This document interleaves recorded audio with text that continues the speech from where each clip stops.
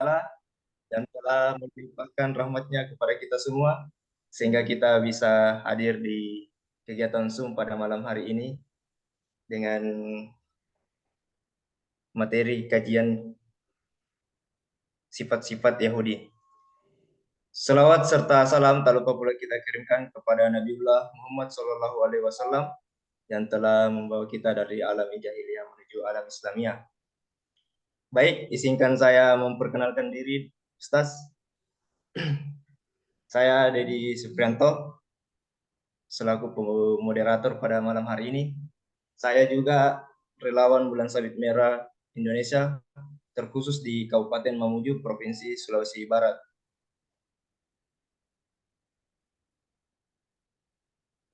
Dan status saya sekarang itu seorang mahasiswa di salah satu kampus Mamuju, yakni Universitas Wallacea, mengambil jurusan S1 Keperawatan, dan saat ini masih semester 5. Baik, untuk mempersingkat waktu, saya serahkan ke pemateri untuk memaparkan materinya. Baik, bismillah. Assalamualaikum warahmatullahi wabarakatuh.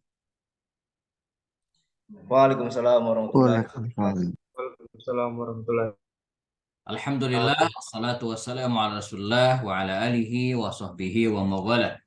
Ya Rabbi syrah li sadri wa yassir li amri wahlul 'uqdatan min lisani yafqahu qawli.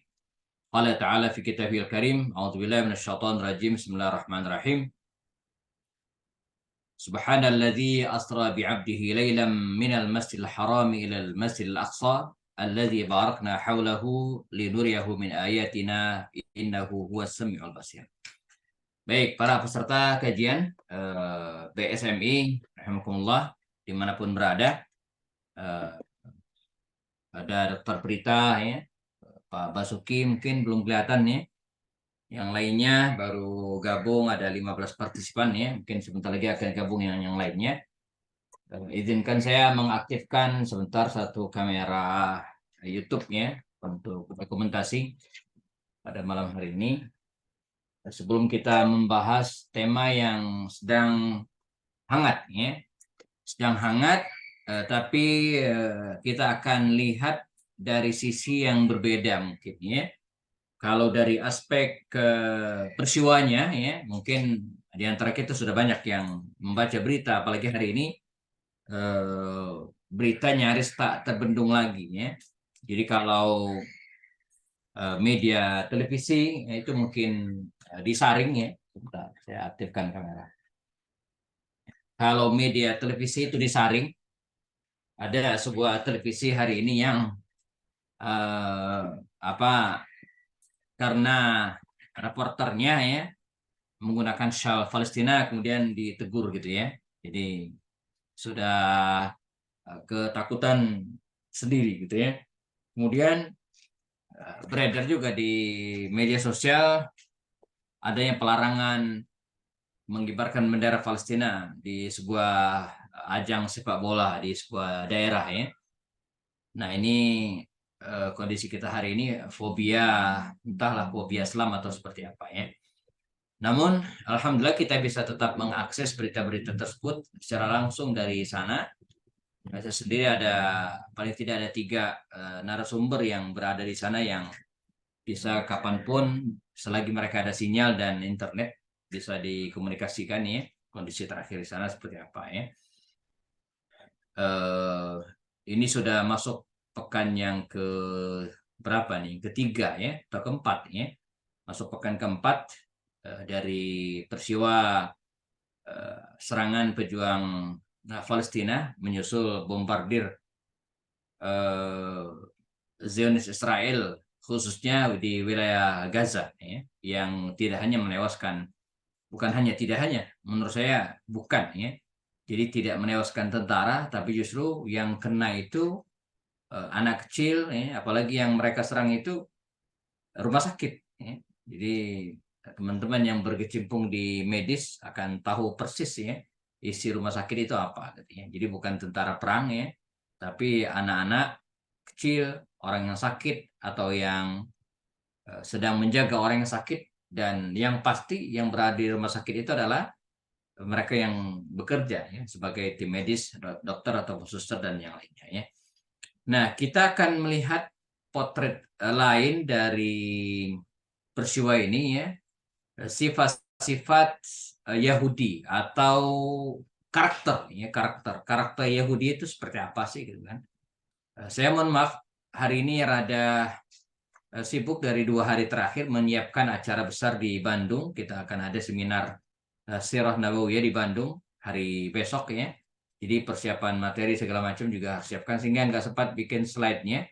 Padahal materinya sudah ada sebenarnya. Tinggal tadinya saya mau siapkan sekaligus untuk Instagram ya. Tapi kita bedah saja dulu ya. Mungkin besok saya siapkan materinya, share di Instagram, mungkin bisa dicek ya.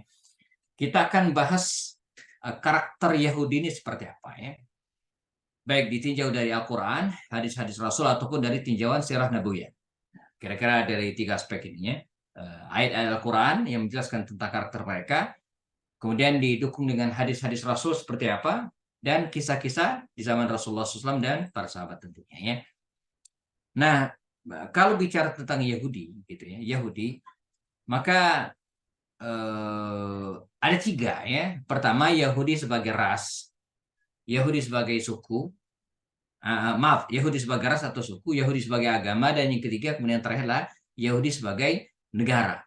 Yahudi sebagai sebuah entitas, sebuah negara. Nah, mungkin yang akan kita bahas hari ini adalah Yahudi sebagai ras dan agama barangkali. Nah, secara agama sebenarnya selesai. Jadi ketika Rasulullah SAW diutus menjadi Nabi akhir zaman,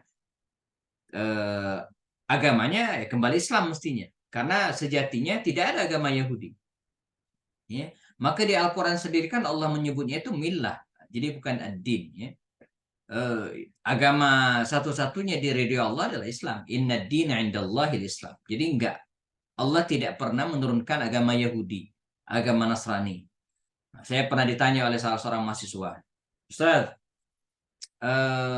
kalaulah Allah itu satu dan sumbernya satu, kenapa diturunkan banyak agama gitu ya? Saya tanya, agama yang mana? Ya ada Yahudi, Nasrani, dan Konghucu. Enggak ada. Allah tidak pernah menurunkan agama-agama itu. Yang diturunkan Allah kepada umat manusia dari Nabi Adam sampai sekarang adalah Islam. Inna dina indallahil Islam. Sungguhnya agama ya satu-satunya yang diridhoi Allah adalah Islam, yang lain enggak. Jadi Allah tidak pernah menurunkan agama-agama tersebut.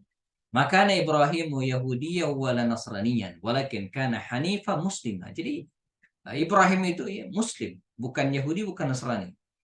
Nabi Yusuf alaihissalam yang juga dianggap sebagai keturunan Bani Israel ya, disebutkan dalam Al-Quran ketika dia berdoa, tawaffani musliman. Jadi ya Allah wafatkan aku dalam keadaan muslim. Jadi Yusuf itu muslim. Demikian juga dengan Nabi siapa lagi? Nabi Isa, ya, Nabi Isa. Pengikut Nabi Isa itu dalam Al-Quran mengatakan, Fashhadu bi'anna muslimun. Saksikanlah kami orang-orang yang muslim. Nabi Sulaiman itu ketika mengirimkan surat kepada Ratu Bilqis, ya, innahu min Sulaiman wa innahu bismillahirrahmanirrahim ya. Pada akhir ayat itu dikatakan ya, waktuni muslimin katanya. Maka datanglah kepadaku dalam keadaan menjadi orang-orang muslim. Jadi Sulaiman itu muslim. Nabi Daud itu muslim. Gitu ya. Nabi Musa itu muslim. Jadi keliru kalau mengatakan agama Yahudi, nabinya Musa, kitabnya Taurat. Enggak. Musa itu muslim. Gitu ya. Nah, Yahudi ini, kalau kita bicara tentang Yahudi, berarti dia dulunya mereka menganggap sebagai agama yang tentu saja telah menyimpang dari asalnya. Dan yang kedua, sebagai ras. Ya, keturunan Yakub. Jadi Yakub itu punya anak 12, salah satunya Yahuda. Ya, maka keturunan Rai Yahudi ini disebut orang-orang, keturunan Yahudi disebut dengan orang-orang Yahudi. Makanya hari ini kita nggak mungkin jadi orang Yahudi. Kita kan orang Sunda, kita kan orang Mamuju, kita kan orang Condet, ya, Betawi. Ya. Jadi nggak mungkin jadi orang Yahudi karena Yahudi itu adalah ras. Ya. Nah, di dalam Al-Quran kalau kita lihat ayat-ayatnya ya, banyak sekali mungkin bisa disebut ya ayat yang atau ras yang paling banyak disebutkan dalam Al-Quran ya, itu adalah Yahudi ini. Baik dengan kata-kata Yahudi ataupun dengan kalimat-kalimat Bani Israel. Ya. Dan Al-Quran sendiri menjelaskan bagaimana permusuhan kaum muslimin dengan orang-orang Yahudi ini itu sangat keras. Kalau kita lihat sejarah atau syirat Nabawi ataupun Al-Quran sendiri.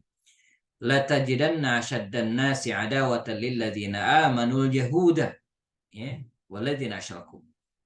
Kata Allah dalam Al-Quran, sungguh kalian akan menemukan orang yang asyaddun nas, ya, orang yang paling keras adawatan permusuhannya. Itu orang-orang Yahudi. Ya. Nah, beda dengan orang Nasrani disebutkan dalam Al-Quran dengan kalimat wala tajidanna aqrabahum mawaddatan lil ladzina amanu ladzina qalu inna nasara. Jadi orang-orang Yahudi itu disebut Allah sebagai orang yang sangat keras permusuhannya, dan sebaliknya orang-orang Nasrani itu disebut dengan aqrabahum mawaddatan, orang yang lembut dan dekat kasih sayangnya. Makanya dalam sirah Nabawiyah kita tidak menemukan kaum muslimin yang berperang melawan orang-orang Nasrani, itu nggak ada. Bahkan surat-surat Nabi yang dikirimkan kepada orang Nasrani itu terima dengan sangat baik. Misalnya surat Nabi kepada Raja Muqawqis Mesir, itu kan Nasrani. Surat Nabi yang ditujukan kepada Raja Habasyah itu kan Nasrani. Bahkan surat Nabi yang ditujukan kepada Heraklius, penguasa Romawi itu diterima dengan sangat baik, walaupun mereka tidak masuk Islam. Tapi surat Nabi kepada Persia, Raja Persia yang Majusi, dia robek-robek.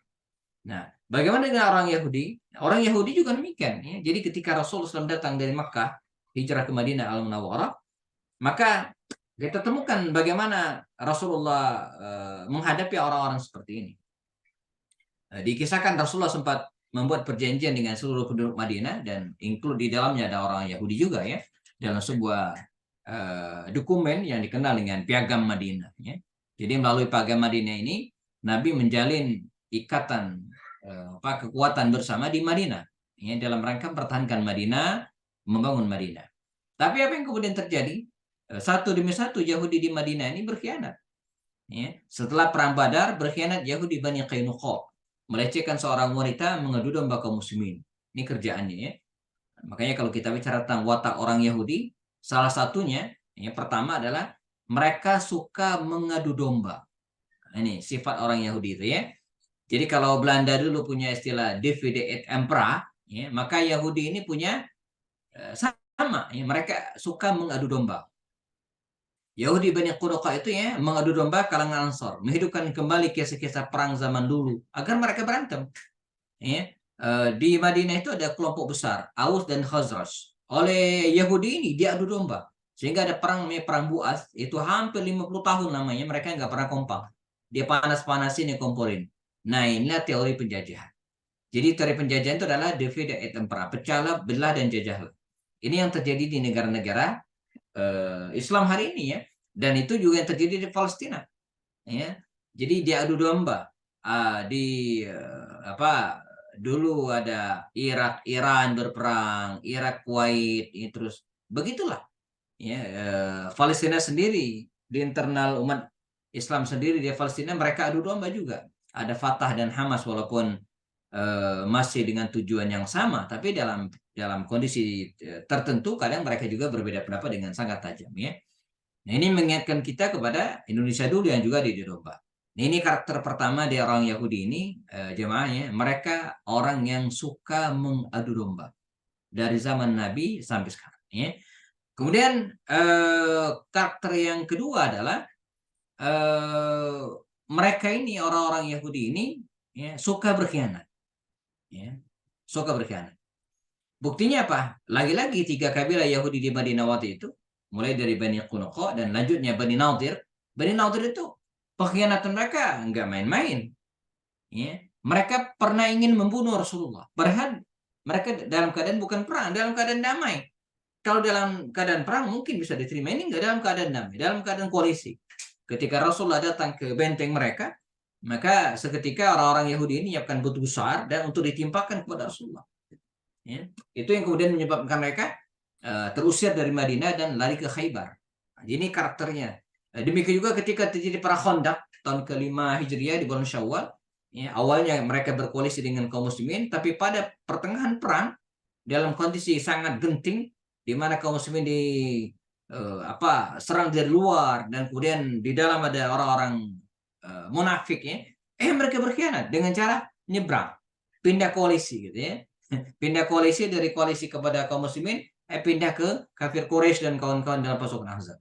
Nah, jadi pertama mereka ini suka mengadu domba, yang kedua mereka ini orang yang suka mengkhianati perjanjian. Khanullah wa khanur rasul. Jangankan manusia, Allah dan Rasul, jangankan manusia biasa, Allah dan Rasul saja mereka khianati gitu ya. Tidak bisa dipegang janjinya, dan itu sampai sekarang. Dulu mungkin di tahun 67-an ya, ketika terjadi beberapa perjanjian dan akhirnya melalui PBB ya di Palestina itu sempat disepakati dua negara dalam satu tempat. Jadi Palestina itu dibagi dua, sebagian untuk Palestina, sebagian untuk Yahudi, untuk Zionis Israel ini ya. Tapi apa yang kemudian terjadi? Walaupun sudah dibagi dua, gitu kan, sedikit demi sedikit, bukan sedikit sebenarnya, banyak lebih banyak gitu ya, mereka terus mengambil alih wilayah Palestina sampai sekarang mungkin nggak sampai 20% lagi. Jadi mereka ketika sebuah ditandatangani gitu kan, maka siap-siap mereka berkhianat. Ya. Jadi khanullah, khanur Rasul ya, mengkhianati Rasulullah. Makanya Nabi sendiri di era Madinah betul-betul tegas terhadap mereka ini, sebab nggak bisa dikasih hati. Kasih hati ya minta kepala gitu ya. Kan awalnya mereka berada di Palestina itu kan karena dikasih sepetak tanah oleh Inggris tahun 1917 gitu ya. Lalu kemudian setelah itu mereka mengeruk dan mengambil tanah Palestina itu. Ini kayak ibaratnya kita punya rumah nih, ya, kemudian datanglah orang datang ke tempat kita minta minum, kita kasih minum. Lama kelamaan dia numpang nginap, kita kasih penginapan satu kamar. Besok dia bawa teman, kita kasih satu kamar. Besok dia mau ngambil rumah kita. Begitulah yang terjadi gitu ya. Jadi Palestina itu ya. Nah, kemudian kita marah, ya, kemudian kita serang, kita yang dituduh teroris. Ini kan nggak benar gitu ya. Jadi mereka orang yang suka berkhianat ya. Nah, sifat karakter yang berikut adalah orang-orang Yahudi ini, Mas sekalian, penakut. Mereka dalam surat Al-Hasyr itu dikatakan, la yuqatilunakum jami'an illa fi quram muhassanatin aw min wara'i judur. Jadi mereka ini tidak pernah perang terang-terangan, illa fi quram muhassanah, kecuali di dalam benteng. Ya. Aw min wara'i judur, atau di belakang tembok. Maka di zaman Nabi 4 kali perang melawan Yahudi dari 3 kabilah, ya, seluruhnya di balik benteng. Terakhir perang Khaybar, ya, ada 8 benteng kokoh, dan Ali bin Abi Thalib sebagai panglima perang waktu itu ya terpaksa hampir sebulan 25 hari lamanya mereka mengepung benteng ini gitu kan, dan hampir putus asa gitu ya. Tapi akhirnya Allah memberikan kemenangan kepada mereka. Jadi perangnya dari balik benteng gitu ya. Begitu juga ketika Rasulullah mendatangi benteng Quraisyah juga demikian ya, di Madinah al-Munawwarah. Mereka tidak pernah berhadap. Makanya kemarin ketika pejuang Palestina menyerang tanggal 7, dan kemudian besok mereka memberikan maklumat, kami akan hancurkan Gaza lewat darat. Ya, saya tunggu sampai sekarang mungkin dari kemarin mereka nyoba menyerang Gaza lewat darat, dan apa yang terjadi hari ini mereka kalang kabut gitu, gak kalah. Jadi mereka nggak kuat gitu ya. Dan karakter ini sudah ada sejak zaman Nabi Musa alaihissalam. Ketika Allah merintahkan kepada mereka untuk masuk ke Palestina, ya, melepaskan diri dari kejaran Firaun, ya, kata Musa, ayo kita masuk ke Palestina, kita masuk ke Al-Ardul Muqaddasah, tanah yang dijanjikan itu. Apa kata Bani Israel? Idhab anta wa rabbuka faqatila. Pergilah engkau ya Musa dengan Tuhanmu dan berperanglah. Jadi Musa mampu Tuhan suruh berperang. Kami nahuna qaidun, kami nunggu di sini duduk-duduk. Ini kan kurang ajar ya. Jadi Musa dan Tuhannya suruh berperang, idhab anta wa rabbuka faqatilah ya. Kami duduk-duduk di sini menunggu, dan betul sampai akhir hayatnya Rasul Musa meninggal dunia ya. Mereka tidak bisa masuk ke Palestina.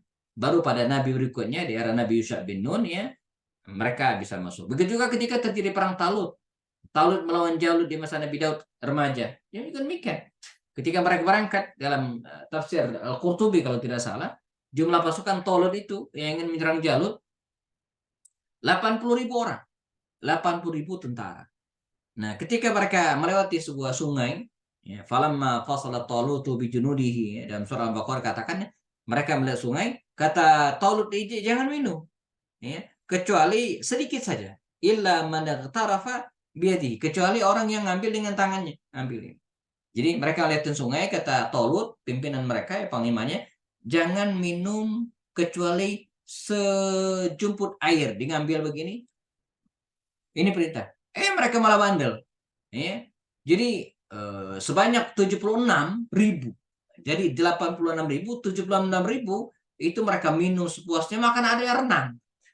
Maka dikatakan sebagian mereka itu ditimpa penyakit yang ganas gitu ya. Bibir-bibir mereka jontor, bahkan yang mengatakan itu cacing gitu ya, atau hewan gitu ya. Makanya di dalam hadis sendiri Nabi melarang kita minum air langsung dari sungai, itu nggak dianjurkan ya. Tapi ambil pakai tangan. Ya. Sebab dengan mengambil pakai tangan seperti ini, kita akan bisa melihat ini ada kotoran, ada hewan atau apa. Tapi kalau langsung dihirup, kita nggak terkontrol ya. Bahkan ketika airnya mancur dan itu dijamin bersih misalnya, tetap saja kita dianjurkan menggunakan tangan. Itu ada hadisnya. Mereka ini nggak perlu dengan pesan-pesan pimpinan mereka. Maka berangkatlah yang 4.000 ini kan 80.000 dikurang 76, 4.000 ini berangkat. Begitu mereka ketemu dengan Jalut, ya, Jalut musuh mereka, ngeper lagi mereka, takut lagi, kalah lagi. Sehingga dikisahkan dari 4.000 itu 3.600 sekian itu pulang, kabur. Yang tersisa berapa? 300 sekian orang. Kata Rasulullah dalam hadisnya, jumlah pasukan Talut menghadapi Jalut tidak kurang, tidak lebih dari seperti pasukan Rasulullah dalam menghadapi musuh dalam perang Badar. 311 orang.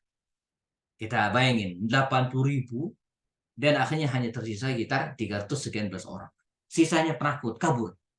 Ini karakter orang Yahudi yang disebutkan dalam riwayat, ya. Mereka adalah orang-orang yang penakut, ya. Orang-orang yang jubana, tidak pernah berperang melawan kaum muslimin atau musuh-musuh mereka sekalipun, ya, kecuali di balik tembok dan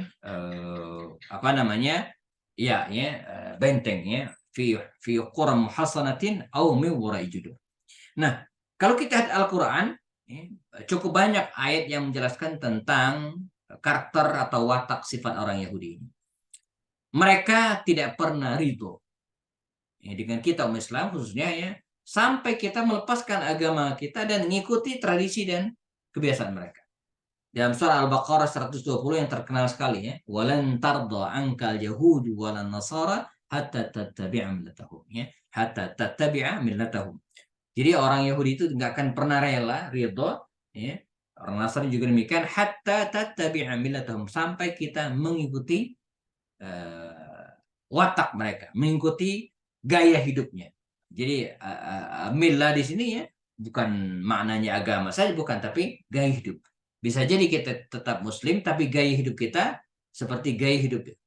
Bisa jadi kita Muslim, tapi makanan kita makanan Yahudi. Pakaian kita pakaian Yahudi.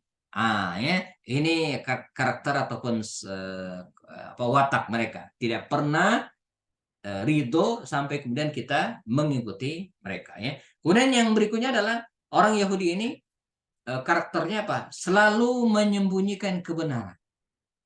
Jadi orang Yahudi ini bahkan tahu kehadiran Rasulullah itu, ya. Dalam surat Al-Baqarah 146 ya, dikatakan alladzina atainahumul kitaba ya'rifunahu kama ya'rifuna abna'ahum. Jadi orang Yahudi ini sebenarnya tahu kehadiran Rasulullah, akan lahirnya Nabi akhir zaman itu, ya. Tapi ketika datang mereka menutupi. Makanya kalau hari ini disebutkan dalam banyak buku, ya, terutama buku-buku akhir zaman, ya, mengatakan bahwa orang Yahudi itu sedang menunggu Mesias, sedang menunggu juru selamat, ya. Karena dalam versi kitab suci mereka nanti jelang akhir zaman akan ada seorang Mesias, Al-Masih dalam versi kita gitu ya, yang akan datang dan menjadi juru selamat bagi mereka. Nah, mereka tidak tahu yang dimaksud Mesias, yang dimaksud juru selamat itu adalah Rasulullah. Tapi mereka tidak mau menerima gitu ya. Jadi di teks Al-Quran, di teks Tauratnya masih ada gitu kan. Dan yang dimaksud adalah Rasulullah Muhammad SAW. Tapi mereka nggak mau, masih tetap aja nunggu sampai sekarang.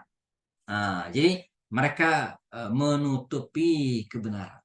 Bahkan ada suatu saat Rasulullah SAW pernah didatangi oleh seorang Yahudi yang minta dihukum raja, dihukum karena dia sudah berzina ya, dihukum atas hukum Islam atau dengan hukum Islam. Kata Rasul, dirajam. Ya, kalau engkau karena engkau sudah berzina ya, maka hukumnya hukum rajam. Oh, kalau begitu katanya, saya minta dihukum dengan hukuman Taurat saja. Ayo bacakan kata Rasulullah. Maka dibacakanlah, tangannya itu jemaah nutupin bagian dari hukuman tersebut. Dibilang nggak ada. Coba angkat tanganmu kata Rasul. Baru kemudian hukuman itu ada. Ya, karena ditutupin. Ya, bila perlu mereka bukan hanya menutupi kitab sucinya. Kalau tidak sesuai dengan hawa nafsu dan keinginan mereka, itu bisa dirobek, dibuang gitu ya, dihilangkan gitu ya.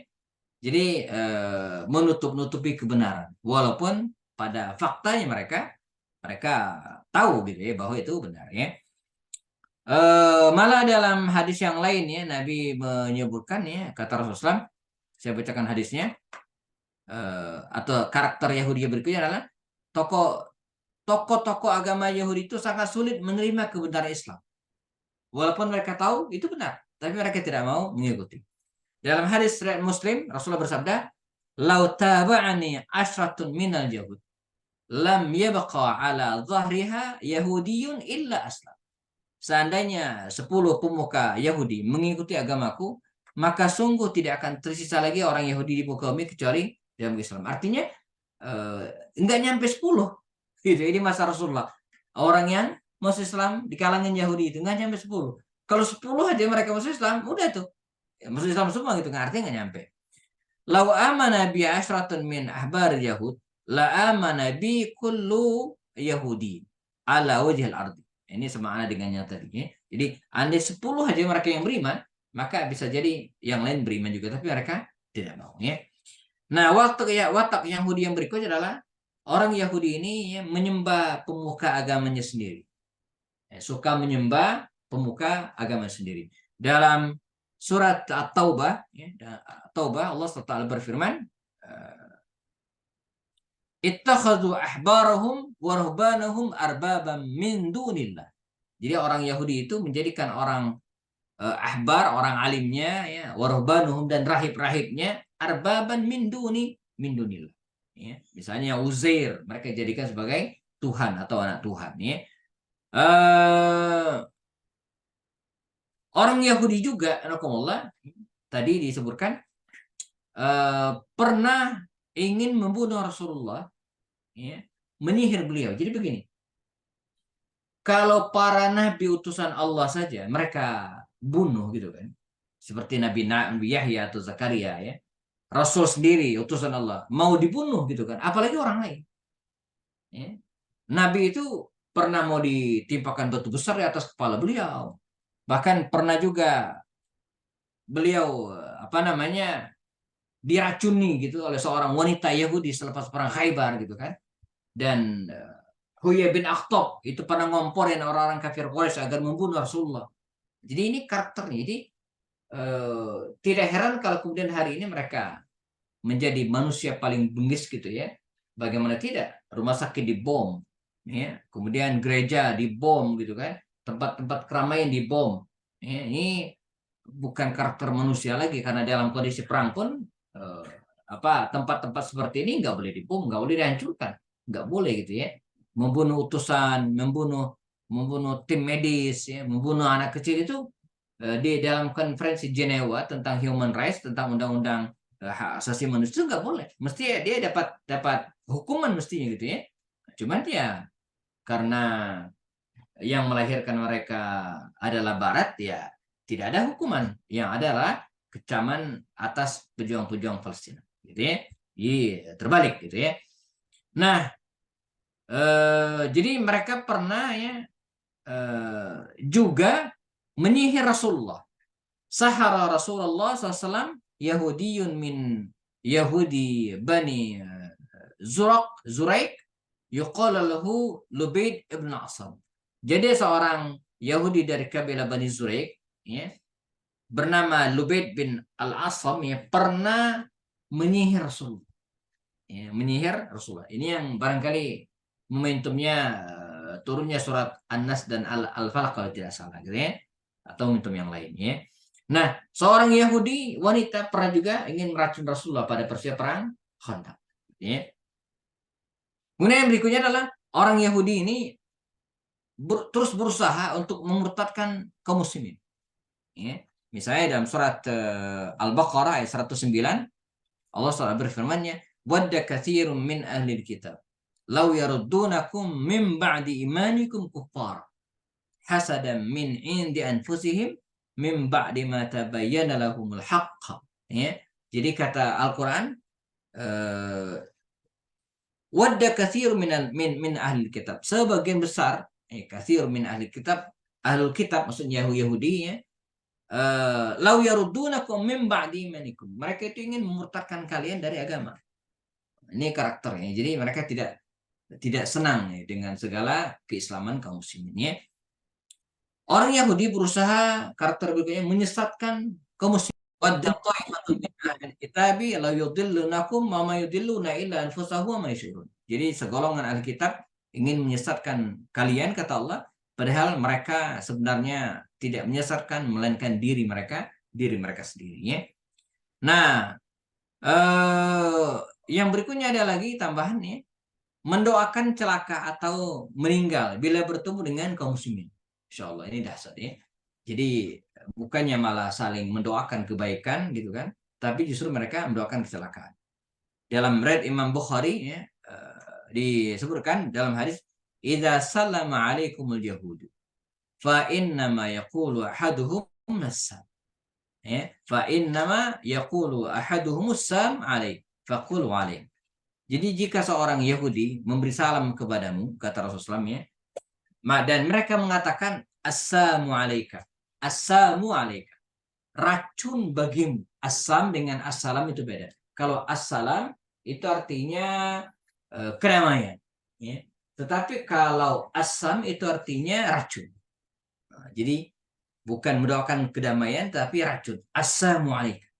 Apa kata Rasul? Maka jawablah, faqul alaika, bagi kamu juga, gitu kan. Nah, ini karakter-karakter Yahudi yang termaktub dalam Al-Quran ataupun hadis-hadis juga dalam riwayatnya. Nah, tapi yang paling menonjol hari ini, jemaah, menurut saya ada dua.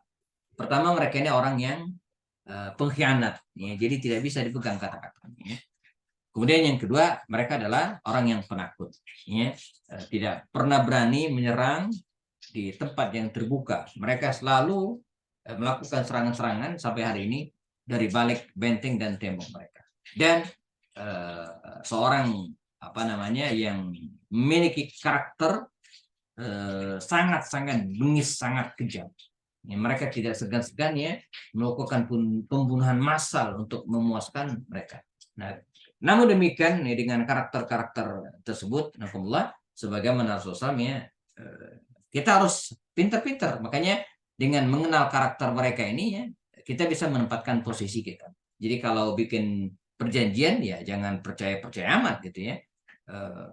Atau misalnya ya tadi disebutkannya ketika berperang, ya, seperti Rasulullah dan para sahabat lakukan, ya tidak ada ampun, nih.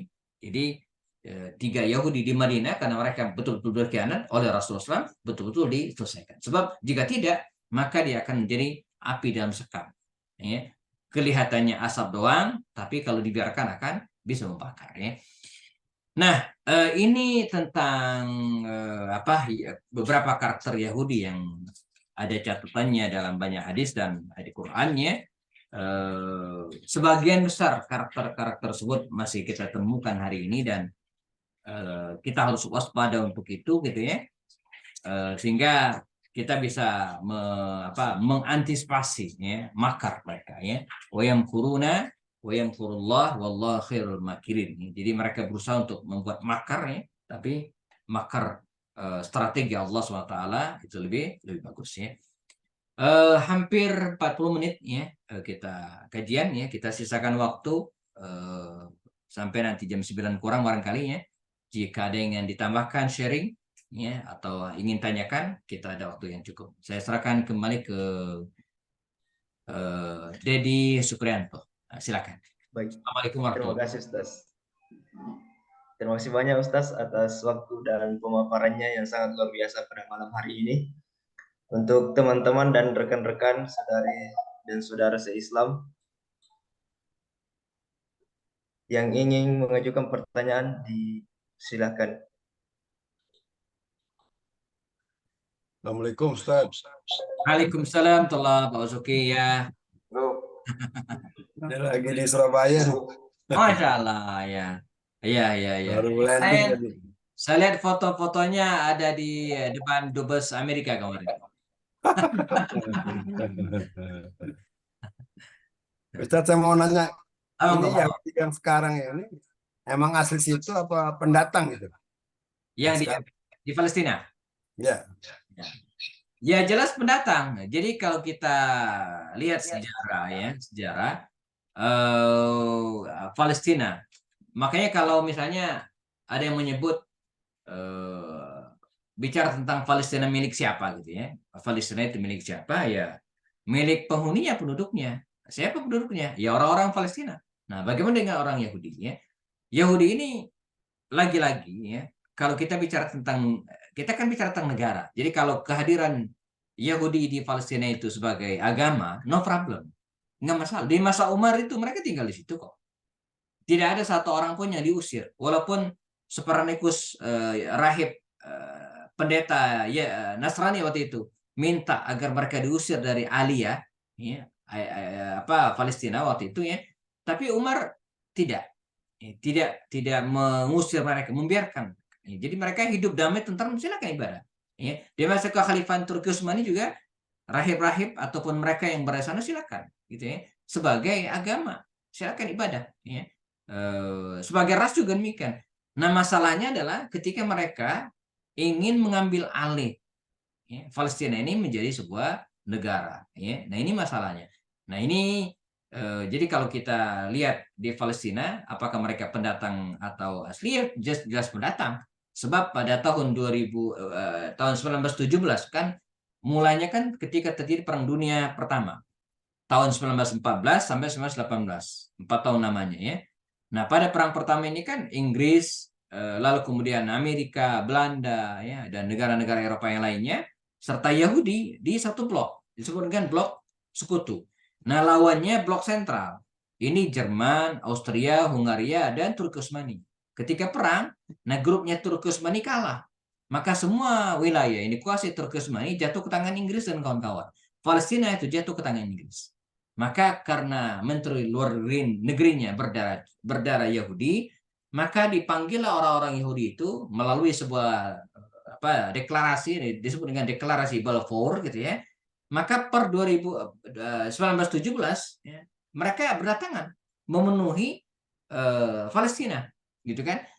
Makanya tidak heran kalau ada yang membuat ilustrasi kelahiran Zionis Israel di Palestina itu ya, kelahirannya itu lahir dari ibu namanya Inggris dan bapak namanya Amerika, bedanya itu PBB. Jadi kalau kita buat klinik bersalin ya gitu ya. Jadi bapaknya Amerika ya, ibunya Inggris ya. Nah, bidannya yang membantu proses kelahiran dan melegalkan itu ya PBB. Ya. Nah sampai sekarang tuh anak bersama Zionis Israel itu belum disape, ya, masih harus di backup oleh Amerika dan kawan-kawan. Nah, jadi clear kedatangan mereka untuk mengambil alih Palestina dari tanah milik rakyat Palestina. Ya. Dan puncaknya ketika mereka mendeklarasikan berdirinya negara Israel tahun 1948. Ya, dari situ terus-menerus mereka melakukan penjajahan, menggeser patok ya, kalau bahasa orang kampung gitu ya. Dan hingga hari ini apa yang kemudian terjadi ya, jauh dari perimbangan penduduk Palestina mungkin sekitar 5 jutaan saja, sisanya udah terbunuh, terusir dan seterusnya. Sementara Yahudi terus berkembang, bukan berkembang keturunannya, tapi yang dari mana-mana itu datang. Sekarang mungkin sudah hampir tembus 9 juta. Target mereka 2048 ya, 15,2 juta. Ya, itu artinya apa? Akan banyak tanah tergusur, akan banyak rumah-rumah diambil paksa. Mereka adalah penjajah. Ya. Baik. Baik, terima kasih Ustaz atas jawabannya. Bagaimana Pak Basuki? Apakah masih ada pertanyaan? Ya, Jazakumullah Ustaz. Ya. Untuk teman-teman yang lain yang ingin menyarankan atau memberi pendapat atau pertanyaan, silakan. Saya akan bertanya, Ustaz, tetapi yang di pertanyaan di chat dijawab aja dulu. Oh, yang di chat ada Ibu Retno Wulandari, apakah di Israel ada umat Islam dan masjid? Ya, kalau yang dimaksud Israel adalah Palestina, ya jelas ada. Ya. Walaupun sebagian besar sudah ada dan banyak yang digusur. Bahkan ada beredar video itu lagi azan dibom sampai berhenti tiba-tiba azan itu karena dihabisin itu ya. Nah, umat Islam. Nah, jadi sekarang petanya itu umat Islam itu terkonsentrasi atau penduduk Palestina itu terkonsentrasi pada 2 titik. Pertama di tepi barat, pinggir pantai Gaza yang berbatasan langsung dengan Mesir. Nah, ini disebut dengan jalur Gaza. Yang perbatasan Rafah dengan Mesir. Ini penduduknya sekitar 2.200.000. Ya, sekitar 2, kemudian di tepi barat. Nah, ini sekitar 3 juta. Di total sekitar 5 juta sekian. Ya. Hanya itu, yang lain sudah diambil alih oleh Israel. Ya. Nah, masjid di Gaza masih banyak. Masjid di Gaza. Ya. Di tepi barat juga ada. Ya. Tapi di tempat-tempat lain mungkin sudah sulit. Baik. Terima kasih Ustaz atas jawabannya. Bagaimana Dokter Prita? Tadi yang nanya Ibu Retno Wulandari. Nah, Ibu Prita bertanya. Baik, Ya. teman-teman, jika masih ada, silakan dipertanyakan. Iya, saya sekarang Ya, silakan. Mas Dedi. Assalamualaikum warahmatullahi wabarakatuh. Assalamualaikum. Waalaikumsalam warahmatullahi wabarakatuh. Jadi dengan adanya peristiwa perang ini, itu mungkin kita memang harus belajar sejarah. Yang masih sering dijadikan alasan adalah bangsa Yahudi itu menganggap bahwa dirinya itu adalah bangsa pilihan Tuhan. Itu satu. Dan kedua, mereka menganggap bahwa Palestina itu adalah tanah yang dijanjikan. Sebetulnya kita tahu itu semua salah, tapi mohon Ustadz menjelaskan supaya kami semua mendapatkan pemahaman yang komprehensif. Ya, terima kasih. Assalamualaikum warahmatullahi wabarakatuh. Waalaikumsalam warahmatullahi wabarakatuh. Iya, ya, benar sekali. Jadi ini yang membuat ragu banyak orang dan kemudian bagi orang yang tidak mengerti sejarah mungkin akan mengiyakan. Ya. Jadi menganggap karena sejarahnya dulu adalah sejarah para nabi, di mana para nabi berada di situ, ya, sehingga mereka karena mulai dari Nabi Daud mungkin, Nabi Daud, Sulaiman, ya, kemudian nabi-nabi berikutnya ada di situ dan mereka menganggap itu adalah orang-orang mereka, ya, sehingga mereka merasa berhak untuk memiliki Palestina. Nah, jelas ini keliru, sebab kalau disebut pemilik tanah itu misalnya adalah keturunan Musa atau keturunan nabi-nabi, ya itu adalah nabi kita.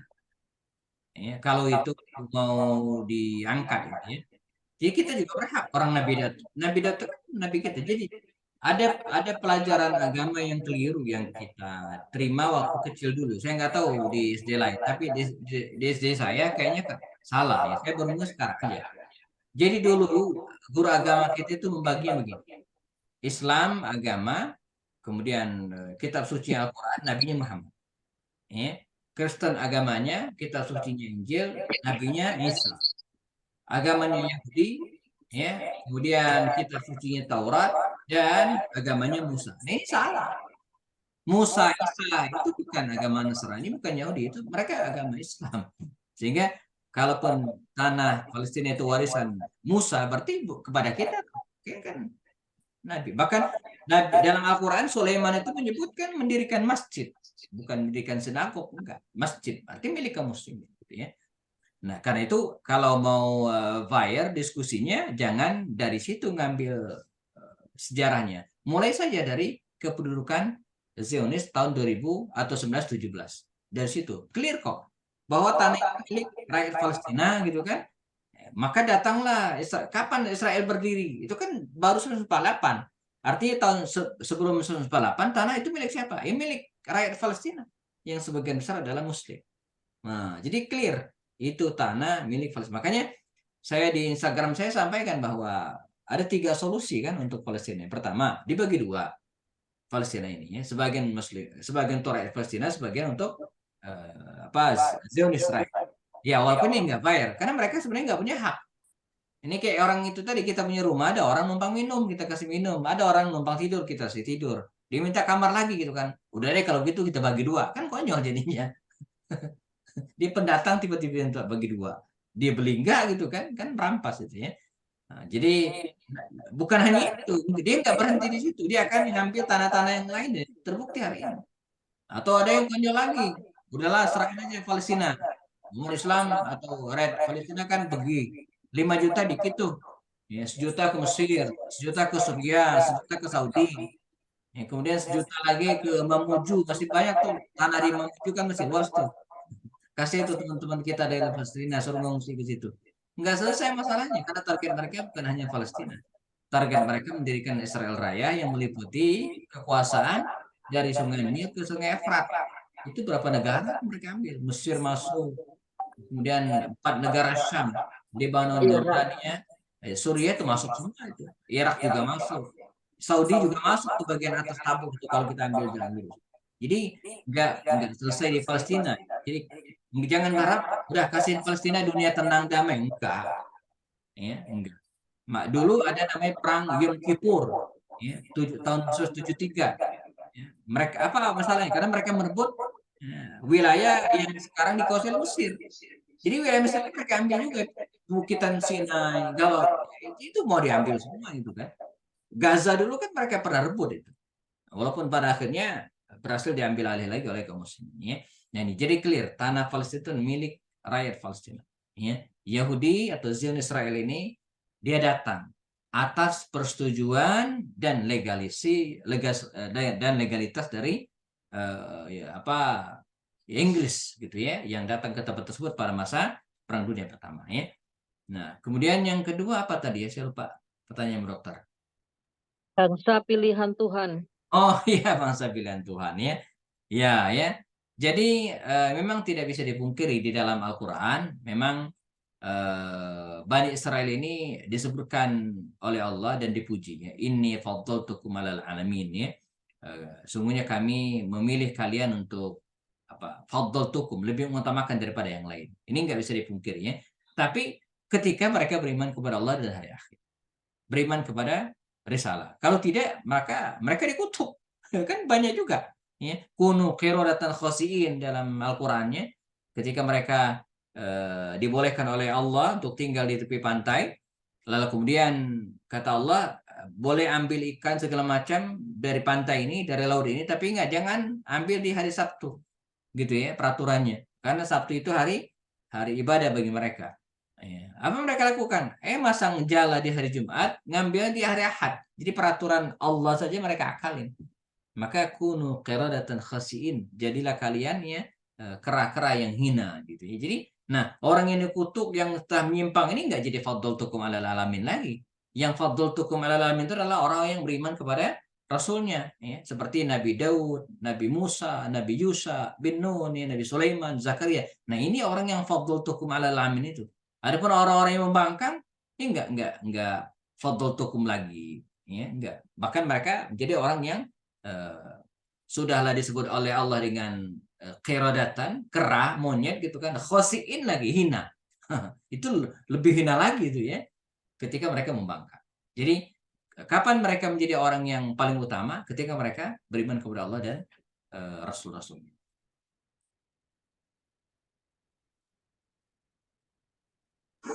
Ya, baik Ustaz. Jazakumullah khair. Baik, Aki. Baik, terima kasih Ustaz atas jawabannya yang sangat luar biasa. Untuk teman-teman dari BSMI atau BSMR dari Kabupaten Mamuju, siapa tahu ada yang mau dipertanyakan.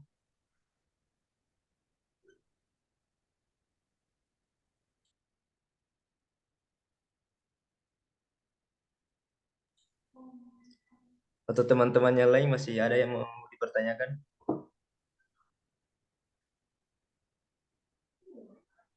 Oke, kayaknya sudah tidak ada ini, Ustaz. Oke, jadi mungkin kita masuk di tahap doa. Mungkin Ustaz bisa memimpin doanya. Saya silakan. Baik, para jemaah sekalian, kita cukupkan dengan doa dan kita insert lampirkan doa untuk saudara-saudara kita di Palestina, semoga diberikan jalan keluar dan kemudahan oleh Allah SWT. Wassalamualaikum warahmatullahi wabarakatuh. Rasulillah ajmain walhamdulillahi rabbil alamin. Hamdan syakirin, hamdan na'imin, hamdan yuafi ni'amahu yukafi mazidah. Rabbana lakal hamdu kama yanbaghi li jalali wajhikal karim azim sultanik. Allahumma arzuqna ilman nafi'ah wa amalan mutaqabbalah wa rizqan halalan tayyiban mubarakan ya rabbal alamin. اللهم أعز الإسلام والمسلمين وأهلك الكفرة والمشركين وأهلك أعداءك أعداء الدين. اللهم انصر إخواننا المجاهدين في فلسطين. اللهم انصر المسلمين في فلسطين. اللهم انصر المسلمين والمجاهدين في فلسطين وفي كل مكان يا رب العالمين. اللهم أنقذ المسجد الأقصى في رهاب المسلمين. اللهم أنقذ المسجد الأقصى من اليهود والصهيون والكفار. اللهم ارزقنا الصلاة فيها قبل الممات. اللهم ارزقنا الصلاة فيها قبل الممات. اللهم ارزقنا فيها الصلاة قبل الممات يا رب العالمين. اللهم ارحمنا وارحم جميع أمة محمد صلى الله عليه وسلم. اللهم ارفعنا البلاء والوباء والفحشاء والمنكر والبغي. ربنا آتنا في الدنيا حسنة وفي الآخرة حسنة وقنا عذاب النار. وصلى الله على سيدنا محمد وعلى آله وصحبه وبارك وسلم والحمد لله رب العالمين. Demikian, Assalamualaikum warahmatullahi wabarakatuh. Waalaikumsalam warahmatullahi wabarakatuh. Demikianlah kajian kita pada malam hari ini. Teruntuk Ustaz Epi, untuk waktu dan tempatnya, untuk waktu yang telah diberikan, untuk waktu dan materi yang telah diberikan, semoga bisa menjadi bermanfaat untuk kita semua. Wabillahi taufiq wal hidayah. Assalamualaikum warahmatullahi wabarakatuh. Waalaikumsalam warahmatullahi wabarakatuh. Jazakumullah khairan Ustaz. Iya, sama-sama. Saya pamit semua, Pak Dokter. Ya. Assalamualaikum. Waalaikumsalam warahmatullahi wabarakatuh.